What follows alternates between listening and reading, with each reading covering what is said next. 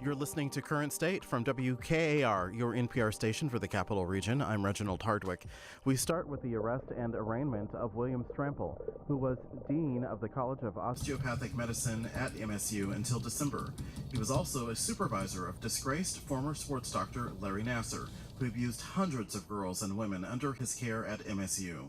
Nassar was sentenced to decades in prison for those assaults. He is now serving time in Arizona for child pornography charges. Prosecutors say Strample failed to supervise Nassar and it's too early for this.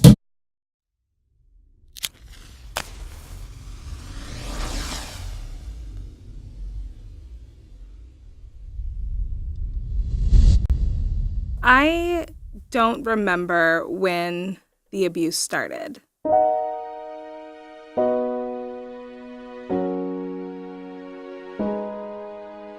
But I do remember my father died, and that's when it ended. I am Tashmica Torok, and I'm the executive director of the Firecracker Foundation. Our mission is to honor the bravery of children who have experienced sexual trauma by building a community invested in the healing of their whole being. The foundation was created with the ideas that came from my own survivorship. My life kind of just changed during that time, and part of me is like, he got to die. He died, and I'm still here. Every 4 years having to disclose to someone else and negotiate how I'm going to navigate some of the most important moments in my life around the fact that my dad raped me. Like, how am I at all okay? Because it's like there's no for me. I just feel like that was a lot of weight for a kid. And so I Googled it. I went home and I was like, what happens to children who have untreated sexual trauma?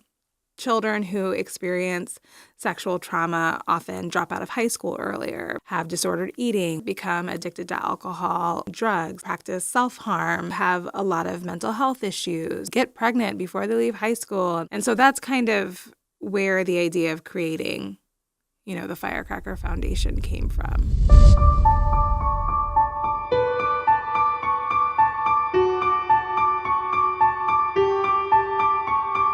I think one of the things that's really important, and the reason why I created this space the way that I did, is just to see one another. And it doesn't take knowing each other's story in depth to know that everyone is there for the same reason.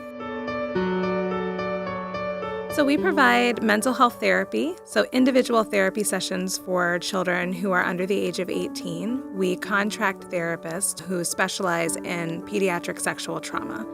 We also do trauma-sensitive yoga sessions every week, and those are consent-based yoga practices. So, they get asked, what do you want from your yoga today? What would feel good in your body? And sometimes they come in and they're like super energetic, especially when they're little. It's like, oh my gosh, they're like moving all over. So it's really all about encouraging children to own their no, is what one of our yoga instructors says a lot, Belinda. She says, own your no, and also allows them to really feel their body and see their body in a different way than maybe they saw it while they were being victimized.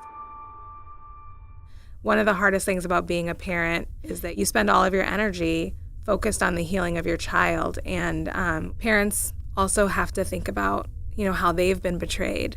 No parent should ever be carrying guilt and shame when they did everything right. Perpetrators walk among us, and they're not monsters, and they're not boogeymen. They don't hide under beds, and they don't jump out from behind buildings. They actually live among us, and they sit at our tables, and they share our pew at church. The piece that makes that even worse is that we as a community often are willing to choose the perpetrator over the survivor. And that really has to end.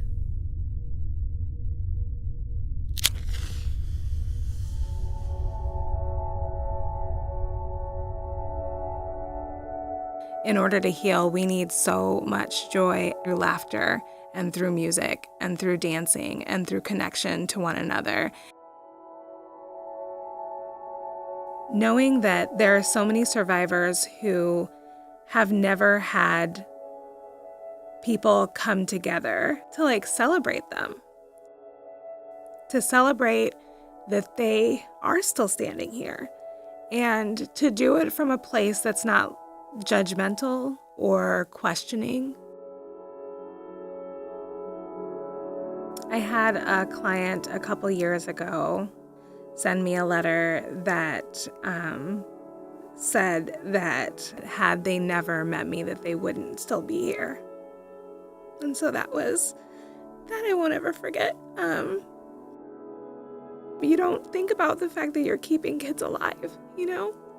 They're seeing you sort of like the light at the end of the tunnel, you know, and they're seeing the possibility that something like this could happen, and sexual trauma, that they could be hurt in such an egregious way, but that in the end, that they could be like me, you know, and be happy and be good and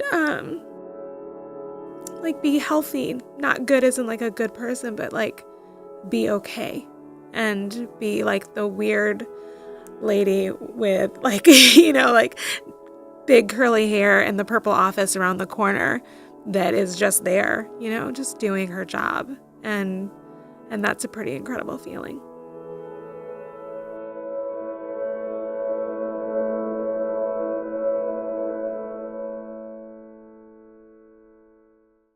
This little light of mine, I'm gonna let it shine.